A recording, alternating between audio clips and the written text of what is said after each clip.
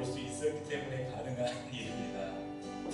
때는 주의 영광을 보내 우리 가운데 계신 주님 그 빛나는 영광 고난을 얻고 그 찬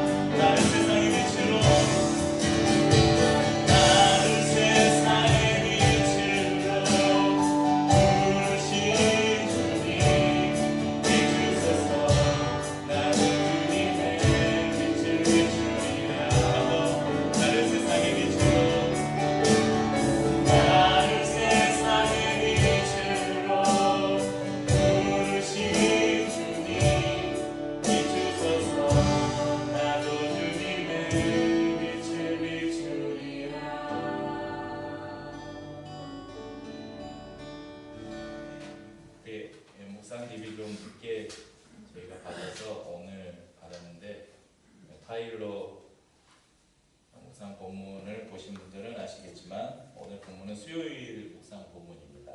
수요일에 고린도후서 3장 12절에서 18절까지 말씀인데 오늘은 저희가 7절부터 읽었지만 3장 전체의 말씀을 가지고 영광에서 영광으로라는 제목으로 말씀을 나누려고 합니다. 필수적이지는 않지만 여러분 학교나 아니면 직장에 들어갈 때 이력서와 함께 첨부하는 서류가 한 가지 있습니다. 뭐가 있을까요? 추천서. 누구의 추천서를 이렇게 첨부하기도 합니다. 왜냐하면 이 지원한 사람이 어떤 사람인지를 잘 모르기 때문에 신뢰할 수 있는 사람이나 기관으로부터 추천서를 이렇게 동봉해서 그 사람으로 하여금 이 사람에 대한 평가를 간접적으로 확인하려고 하는 것이죠. 저도 추천서를 받기도 했고 또 많지는 않지만 써주기도 했는데 가장 기억나는 추천서, 제가 써준 추천서가 하나 있는데 수미자매는 국현이 성이 뭐였죠? 박국현이라고 예전에 사역했던 교회 학생이 있었는데 그 산동대학교를 지원하는데 추천서 전형으로 목회자 추천서 전형으로 지원을 하려고 한다고 저보고 추천서를 써달래요.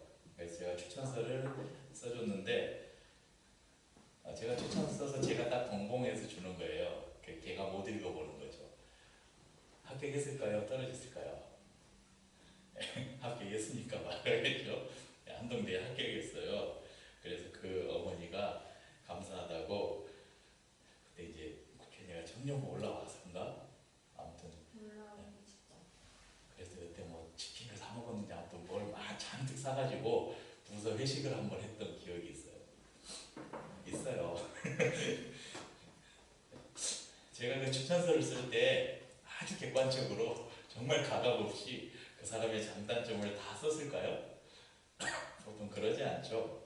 가급적 그 사람의 장점을 부각시키고 없는 말 좀 지어내서 더 좀 미화하고 이렇게 추천서를 쓰죠. 왜 오늘 이 추천서 이야기로 말씀을 시작하느냐? 오늘 본문이 이 추천서 이야기로 시작하기 때문에 그래요. 3장 1절에 보면 사도 바울이 추천서 이야기를 하는데 바울이 사역할 당시에는 이제 복음이 이 예루살렘에서 흩어진 유대인들을 통해서 디아스포라를 통해서 이제 여러 이방 땅들에 이제 복음이 전해지고 교회들이 세워지잖아요. 이런 교회들을 이렇게 순회하면서 사역을 하거나 또 그곳에 머무는 사람들이 있었어요.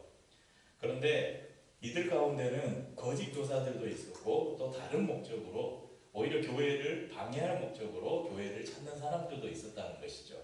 그래서 대부분의 경우 이런 순회하는 사역자들은 항상 추천서를 가지고 다녔어요. 당시에 영향력 있는 교회 지도자들이나 아니면 뭐 예루살렘 교회든지 에베소 교회든지 어떤 사람으로부터 사람이든지 신뢰할 수 있는 그런 교회들에서 발급해준 추천서를 가지고 다니면서 그 공동체를 방문했을 때 그 추천서를 내면 이 사람은 우리가 믿을 수 있는 사람이구나 이렇게 했다는 것이죠. 그런데 바울은 원래 어떤 사람이었습니까? 바울은 원래 교회를 핍박하던 사람이잖아요. 예수 믿는 사람들을 핍박하고 잡아 가두던 사람이었어요. 그런데 그가 어느 날 예수님을 만나고 사도가 되었어요. 교회의 지도자가 된 거예요. 그래서 여러 지역을 다니면서 복음을 전하고 교회를 세우는 일을 했습니다. 많은 교회들이 세워지고 또 많은 회심하는 역사들이 일어났어요. 그런데 모든 사람들이 바울을 좋아하고 환영했을까요? 그러지 않았을 거예요. 시기하고 불편해하는 사람들이 분명히 있었을 거예요. 그리고 그런 사람들 중에 대부분은 아마 기존에 어떤 리더십의 위치에 있던 사람들. 어디 유대교의 그 열심당원이었던 젊은이 하나가 갑자기 자기가 예수님을 만났다고 예수가 자기를 부르시고 자기를 사도로 삼으셨다고 막 그러면서 여러 군데 가서 막 복음을 전하는데 진짜 막 여러 역사들이 나타나고 그러니까 기존의 지도자들 입장에서 보면 한마디로 굴러온 돌이 박힌 돌을 빼내는, 여기서 불편했을 수도 있었다는 것이죠. 아니면 교회를 이렇게 무너뜨리려고 하는 세력들이 이 바울을 음해하기 위해서 여러 가지 말들을 지어냈을 수도 있었다는 것입니다. 윤서야, 졸려?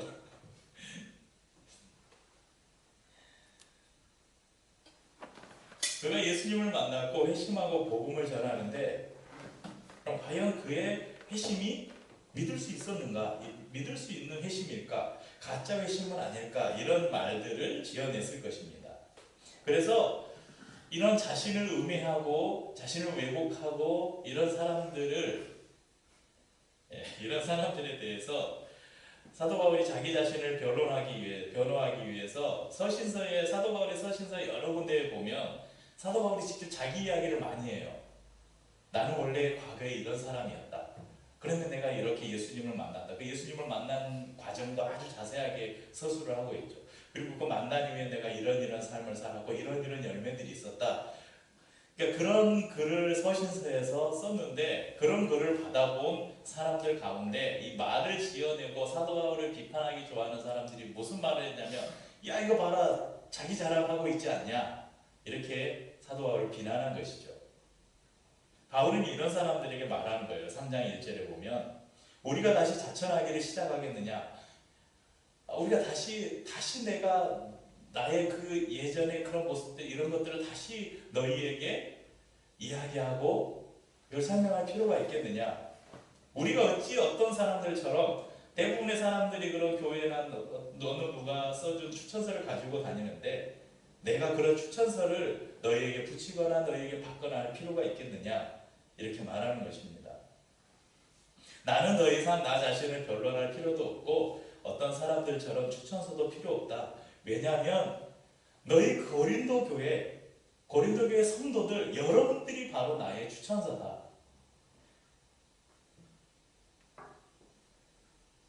이 추천서는 먹으로 종이에 쓴 추천서가 아니라 하나님의 영으로 마음에 쓴 것이다. 돌판에 쓴 것이 아니라 육의 마음판에 쓴 것이다. 이렇게 말합니다.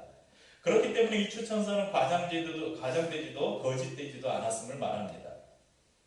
추천서를 요구하는 사람들에게 고린도 교회를 봐라. 저들이 바로 나의 추천서다. 이렇게 대답하고 있는 것이죠.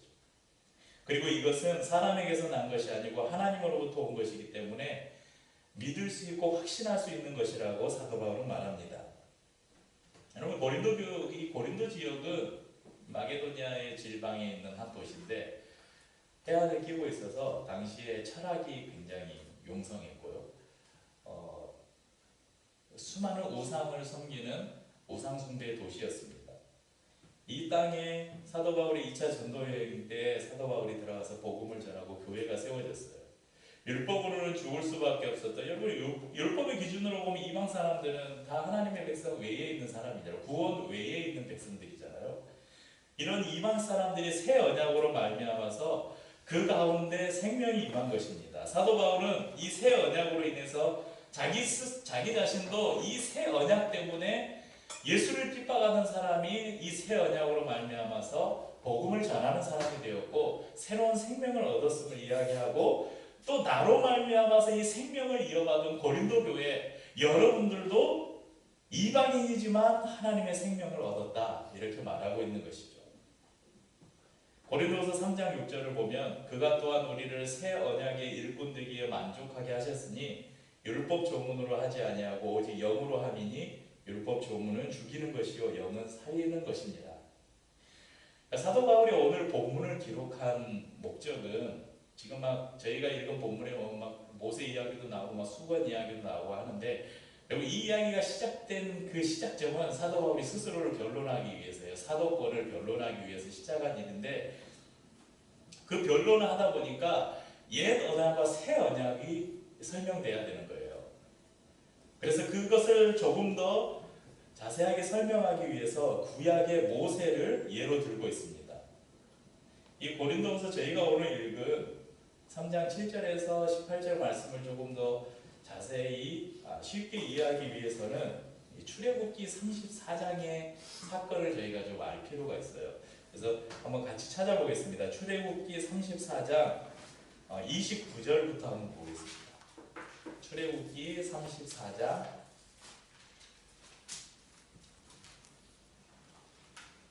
29절부터 34장 1절부터 쭉 나오는 이야기인데요. 제가 29절부터 마지막 35절까지를 한번 읽어보겠습니다. 같이 읽어보죠. 모세가 그 증거의 두 판을 모세의 손에 들고 시내산에서 내려오니 그 산에서 내려올 때에 모세는 자기가 여호와와 말하였으므로 말미암아 얼굴 피부에 광채가 나나 깨닫지 못하였더라. 아론과 온 이스라엘 자손이 모세를 볼 때에 모세의 얼굴 피부에 광채가 남을 보고 그에게 가까이 하기를 두려워하더니 모세가 그들을 부르매 아론과 회중의 모든 어른이 모세에게로 오고 모세가 그들과 말하니 그 후에야 온 이스라엘 자손이 가까이 오는지라. 모세가 여호와께서 시내산에서 자기에게 이르신 말씀을 다 그들에게 명령하고 모세가 그들에게 말하기를 마치고 수건으로 자기 얼굴을 가렸더라. 그러나 모세가 여호와 앞에 들어가서 함께 말할 때에는 나오기까지 수건을 벗고 있다가 나와서는 그 명령하신 일을 이스라엘 자손에게 전하며 이스라엘 자손이 모세의 얼굴에 광채를 보므로 모세가 여호와께 말하러 들어가기까지 다시 수건으로 자기 얼굴을 가렸더라. 시내산에서 첫 번째 돌판을 받아오잖아요. 하나님께서 십계명 돌판을 주셨는데 그 돌판 가지고 내려오니까 이스라엘 백성들이 뭐 하고 있었어요? 금송아지 만들어 놓고 춤추고 먹고 마시고 한번 예배드리고 있었어요. 그러니까 모세가 그거 보고 이건 하나님의 큰 진노가 임할 것이다 그러면서 막 너무 분노한 나머지 하나님이 새겨주신 돌판을 깨뜨려 버리죠. 그래서 모세는 하나님께서 백성들을 용서해달라고 하나님의 성품을 붙들고 중보하는 자신의 생명을 건 중보기도, 유명한 모세의 중보기도죠. 생명책에서 내 이름을 지워버리더라도 이 백성을 용서해 주십시오. 그런 기도를 하고 나서 돌판을 갈아서 이제 백성들에게 마시게 하고 막 그런 일들이 일어납니다. 그런데 하나님께서 모세의 기도를 들으시고 긍휼을 베푸셔서 모세를 다시 불러요. 내가 새겨졌던 돌판, 똑같은 돌판을 2개 만들어 가지고 다시 올라와라. 그래서 모세가 2번째 시내산에 올라가서 하나님께서 다시 돌판에 십계명을 새기시고 다시 언약을 맺습니다. 근데 40일을 하나님과 함께 있다가 이스라엘 진영에 내려온 모세의 얼굴에 하나님과 대면하고 와서 그 얼굴이 이제 어떻게 된지 모르고 광채가 난다고 성경은 표현하고 있어요. 그래서 처음에 모세 얼굴 보니까 백성들이 접근하지 못하는 거예요. 그 얼굴에 막 광채가 나니까. 모세가 여기 와서 하나님이 여러분에게 하신 말씀을 들으십시오. 딱 말씀을 선포하고 전하고 나서 얼굴에 수건으로 얼굴을 가려요. 그리고 오늘 말씀 방금 저희가 이거 출애굽기에 보면 하나님의 선망 안에 들어가서 하나님을 뵐 때는 다시 그 수건을 걷어요. 그리고 다시 나올 때는 수건을 가려요. 왜 수건을 가렸을까요? 이 영광이 없어질 영광이기 때문에 그래요. 사라질 영광이기 때문에 백성들이 얼굴에 주목하지 못하게 하려고 수건으로, 여기는 수건이라고 되어 있는데 아마 이렇게 둘러서서 가리는 모자 있잖아요. 다른 어떤 분은 너울이라고 이렇게 표현을 했더라고요. 그걸 말하는 건데, 바울은 7절에서 모세의 직분을 뭐라고 표현하면 율법 조문의 직분이라고 말해요. 그리고 출애굽기 34장의 광채를, 그러니까 출애굽기 34장에 저희가 방금 읽었던 모세의 얼굴에 있었던 그 광채를 없어질 영광이다. 오늘 다시 본문으로 돌아가서 7절을 보면 그렇게 3장 7절에 고린도후서 3장 7절에 표현하고 있죠. 없어질 영광. 그리고 8절에서는 자기 자신의 직분을 말하면서는 뭐라고 하냐면 내 직분은 영의 직분이다. 그리고 이것은 더욱 영광이 있지 않겠느냐. 이것은 더욱 영광스러운 직분이다. 이렇게 말해요. 이 말씀을 보면 저희가 7절 말씀만 보면 사도 바울이 지금 자신의 사도권을 이렇게 변론하면서 야 나는 모세보다 뛰어난 사도다. 이렇게 스스로를 말하고 있는 것처럼 우리가 오해할 수도 있습니다. 그런데 오늘 본문은 전혀 그런 이야기 아니에요. 모세와 자신을 비교하면서 내가 모세보다 뛰어난 사람이다 이렇게 자기 자신의 우월함을 말하는 것이 아닙니다. 사도 바울이 말하는 요지가 뭐냐면 자기 자신과 사도 바울 자신과 고린도 교회가 받은 이 새 언약이 얼마나 영광스러운 것인가. 이것은 사라지지 않은 영광이다. 이것을 말하고 있는 것이죠. 바울은 모세와 자신을 비교하면서 강조한 가장 중요한 것이 바로 자유였습니다.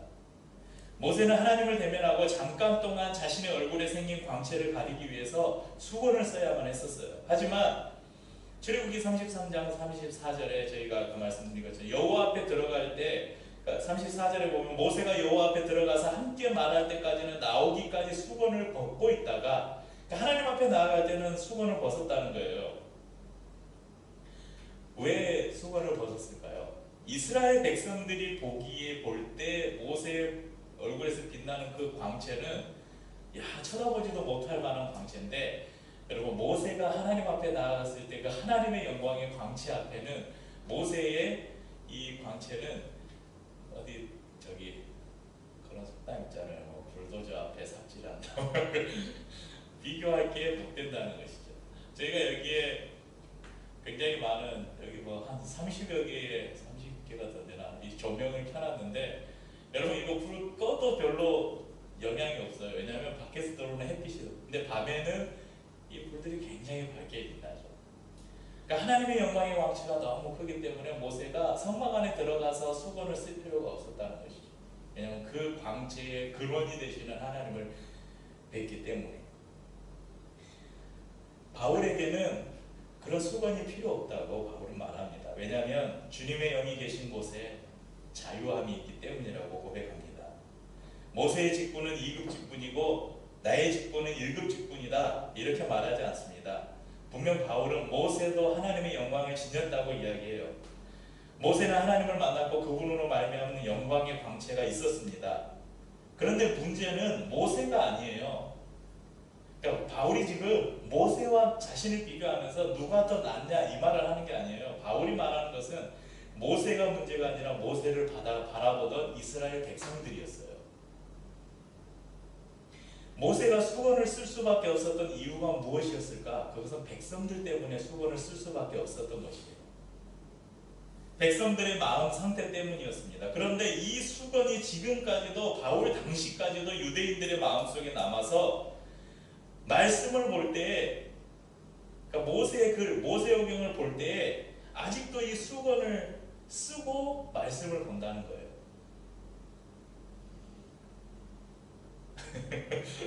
큰일 났네. 코까지 보라고. 바울 자신은 모세처럼 장차 없어질 영광을 보지 못하게 하려고 수건을 쓸 필요가 없다고 말합니다. 자신이 수건을 쓰고 말고의 문제가 아니라 말씀을 대할 때 각 사람이 수건을 쓰느냐 마느냐에 달려있기 때문에 그런 이야기를 한 것이죠. 그런데 이 수건도 그리스도 안에서는 다 없어질 것이라고 이야기합니다. 3장 16절에 보면 그러나 언제든지 주께로 돌아가면 그 수건이 벗겨지리라. 그리고 3장 17절에는 주는 영이시니 주의 영이 계신 곳에는 자유가 있다. 바울은 자신의 사도권을 변론하기 위해서 출애굽기의 모세까지 언급하며 이야기를 시작했지만 결국 말씀의 결론이 무엇인가? 예수 그리스도께서는 성령을 통해서 자신의 삶을 변화시키셨고 그분께서 나에게 새로운 생명을 주셨고 또한 이 생명을 다른 이들과 나누게 하셨다. 그렇기 때문에 우리가 주님의 영광을 바라보듯 이제 서로를 바라보고 서로 안에 있는 하나님의 영광을 보면서 그 영광을 비추는 통로가 되어야 된다. 이것을 말하고 있는 것입니다. 여러분 거울은 두 가지 성격을 가지고 있습니다. 거울이 하나 제일 많이 거울을 사용하는 용도가 뭐예요? 네. 그냥 이제 피곤하신 분들은 놔둡시다. 나중에 저기 홈페이지에서 다시 보라고 하고 거울의 가장 큰 용도? 보는 것이죠. 자신을 보는. 그러니까 보는 것과 또 거울의 역할이 하나 더 있어요. 예전에 뭐 그런 장난 혹시 해보셨어요? 학교에서 이렇게 교실에서 거울 가지고 이렇게 붙여가지고 여기에 카메라가 하나 있는데요. 제가 안 쓰는 카메라 여기 놔뒀는데 이게 SLR 카메라라고 하는데 우리말로 하면 이란 리플렉스 카메라라고 해요.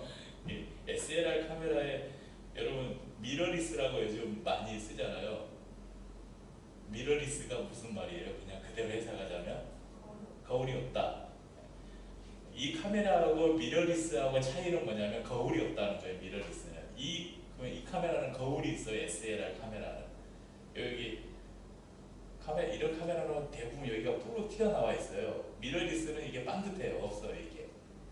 여기에가 이 안쪽에 거울이 이렇게 하나 있어요. 반사계. 그래서 렌즈로 들어오는 상을 이 거울이 이렇게 반사를 해가지고 여기에 있는 여기로 보는 게 렌즈로 들어오는 똑같은 화면을 거울이 반사해서 여기로 보는 거예요. 이걸 이란 리플렉스 카메라라고 해요. 근데 미러리스는 이 거울이 없는 거예요. 그러니까 거울의 역할은 내가 거울을 통해서 나의 모습을 어떤 것을 보는 역할도 하지만 거울은 어떤 것을 반사시키는 역할도 하죠. 그러니까 제가 오늘 이 말씀을 보면서 제목을 영광에서 영광으로 18절에 나오는 한 구절을 제가 따서 제목을 삼았습니다. 그러니까 거울은 우리가 거울을 통해서 무언가를 보기도 하지만 그 거울은 또 무언가를 다시 반사시키기도 하죠. 우리가 더 이상 수건을 쓰고 거울을 볼 필요가 없다는 것입니다. 성령으로 말미암아서 우리에게 주어진 자유함은 언제 어디서는 우리가 예수 그리스도를 볼 수 있게 해준다는 거예요. 언제 어디서든 우리가 그리스도를 통해 하나님을 볼 수 있는 길을 열어주셨다는 것입니다. 또한 그 영광을 우리가 바라봄으로 모세도 하나님의 그 영광을 대면한 이후에 그의 얼굴에서 광채가 났잖아요. 그렇듯이 우리가 하나님의 영광의 빛을 우리 가운데 비추실 때 우리 또한 하나님의 영광의 빛을 반사시키는 그런 존재가 된다는 것입니다. 우리 3장 18절 말씀을 같이 한번 읽어볼까요? 고린도후서 3장 18절 우리가 다 수건을 벗은 얼굴로 거울을 보는 것 같이 주의 영광을 보매 그와 같은 형상으로 변하여 영광에서 영광에 이르니 곧 주의 영으로 말미암음이니라. 여러분 영광에서 영광으로 이걸 다시 표현해 거울을 비교해서 다시 표현해 보면 저는 이 영광에서 영광으로를 이렇게 표현하고 싶습니다. 보고 반사시킨다. 그러니까 우리 그리스도인들은 잠시 보이는 것이 아닌 영원한 것을 바라보아야 돼요. 그 영원한 것이 무엇입니까? 바로 예수 그리스도입니다. 죽음으로 끝나는 삶의 방식이 아니라 생명을 가져다주는 삶의 방식을 따라야 됩니다. 그래서 하나님을 볼 수 없게, 하나님의 영광을 볼 수 없게 우리가 만들어 놓은 수건들이 많이 있어요.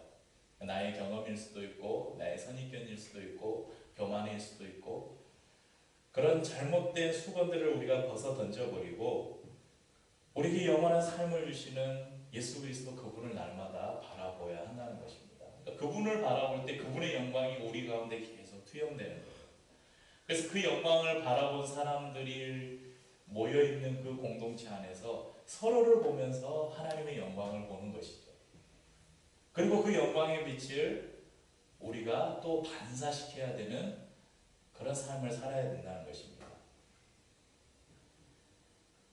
날마다 예수 그리스도 그분을 바라보시면서 또 그분이 우리에게 비춰주시는 그 영광의 광채를 우리의 성도들에게 또 다른 여러분들이 있는 학교에서 만나는 사람들, 직장에서 만나는 사람들, 가정에서 만나는 많은 사람들에게 그 영광의 빛을 비춰주며 사시는 저와 여러분의 삶이 되시기를 주님의 이름으로 축복합니다.